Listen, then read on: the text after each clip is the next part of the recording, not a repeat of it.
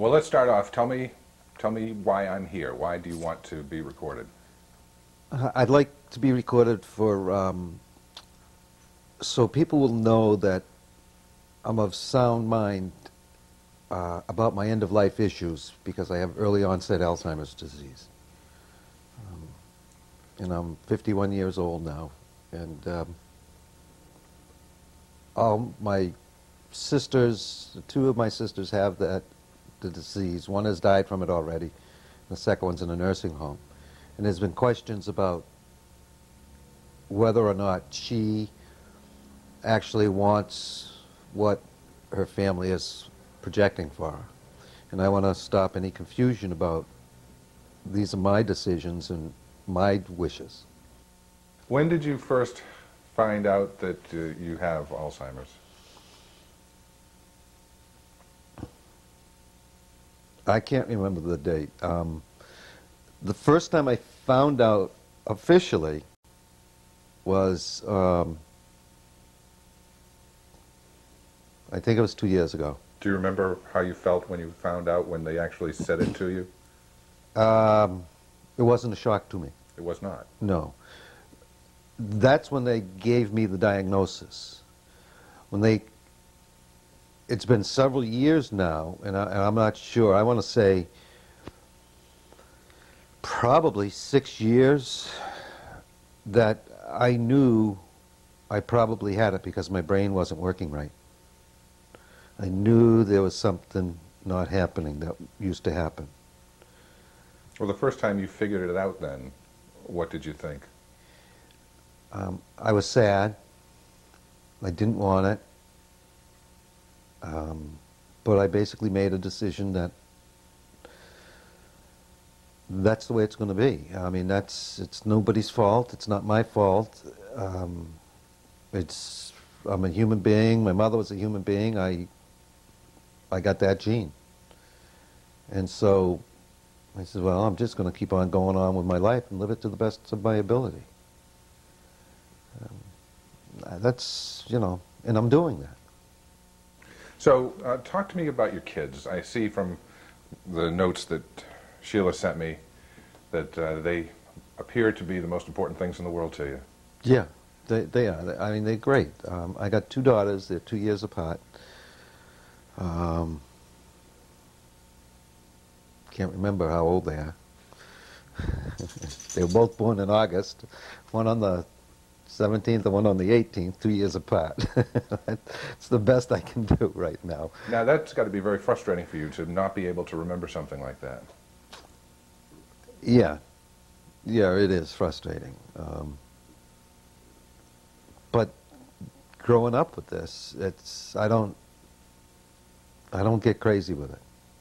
You know, I know that's what happens with this disease. And as a brother of my sisters, it's very difficult to watch, and it's very painful. Your mother had it too, right? Yes. So you know firsthand what it does to a person and how difficult it can be on the person's loved ones. Right. And that's why you want this tape, so that the doctors and the healthcare providers will see who they're dealing with, who, you know, the Yes. person that you are. Yes. So talk a little bit about that. You know, the ironic thing is I love life. I enjoy it completely, you know. It's important to me. And I've had a good life. And I don't want it to end, but I don't want it to be a difficult life for myself and for my family. To see me suffer the way I watched my mother suffering. Talk about your healthcare proxy. You've gone to great lengths to make sure that everything is documented and spelled out without any question. Yes. I have a healthcare proxy, and it's quite detailed. I don't want to be spoon-fed. I don't want IV tubes. I don't want nutritional supplements. I just, you know, that's natural. If you can't feed yourself, it's okay to pass. What if you can't feed yourself, but you look as though you are enjoying the food? Well, I love food. I eat well. But I also look at this situation as, okay, so they feed me, they give me supplements, they do all this stuff, and my quality of life doesn't improve. And my family has to go and see me being a vegetable somewhere. And I don't want to be a vegetable.